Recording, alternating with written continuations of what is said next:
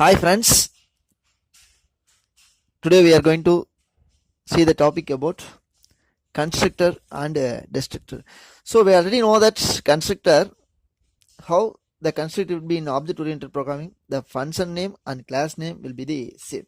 So in this, so constructor is nothing but if you create an instance of a class, the constructor is invoked automatically within the main program. So now how I'm going to create a constructor in Python. So before that, I already created a class. Already been studied how to create a class and how to define a class member function and how to create an object of the class. So already studied. So the same program was opened by myself. So now I'm going to create. Now I'm going to create constructor. So it is different syntax are used to create a constructor. Now I'm going to show how the constructor is created in Python. So now after creating class, you can give one indentation. So define underscore init. So init, it is nothing but it is a constructor definition in Python. So in C++, we create a constructor by using class name and function name should be same member function name, but in Python init, it is a constructor name.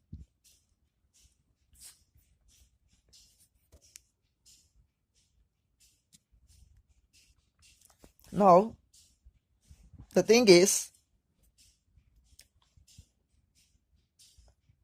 I can insert one statement. This is Python constructor.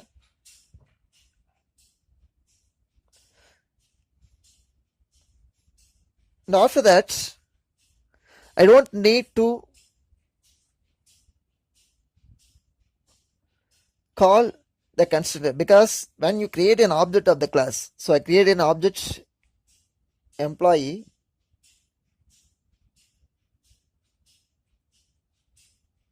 So for that reason, don't need to call this constructor function. So already created. So when you create an instance of a class, the constructor is invoked automatically within the program. So that's all. So now I'm going to save this program. Before that, the pointer which is used to link between the objects and the constructor, the self which is used to link between the instance and the constructor. So self, it is a keyword. This is the mandatory for Python. Self, it is a keyword. So each and every member function must have self pointer to point out the link between the object and the member function. So constructor also member function. So now I save the value and call the function. So the result will be, this is Python constructor and employee 001 Tamil Pulavan, and the value also displayed. So that's all. So now I'm going to define destructor.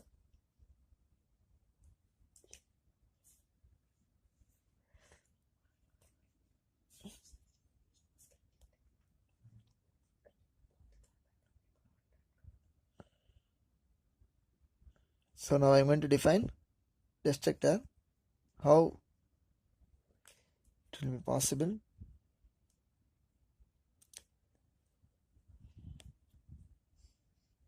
Wait a minute.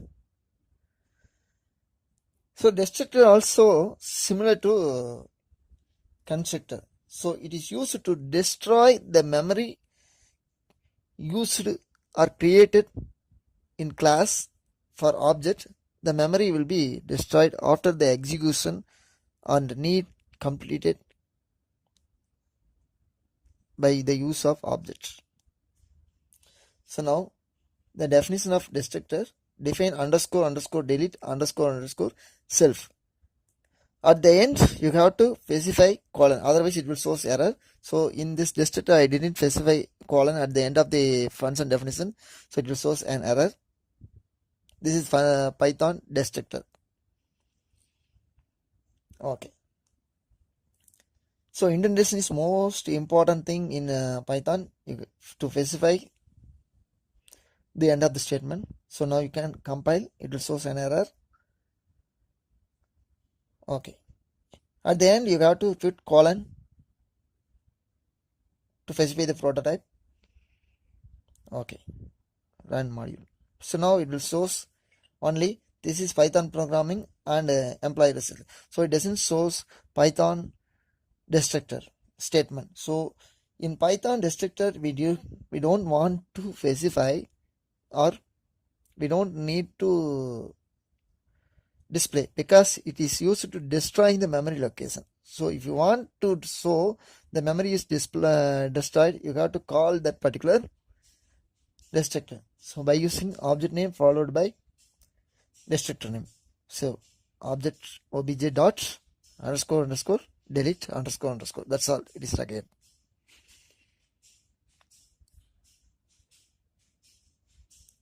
Okay. This destructor copied and paste it in objects dot underscore underscore delete. So now you can able to, after compiling, you can able to see this.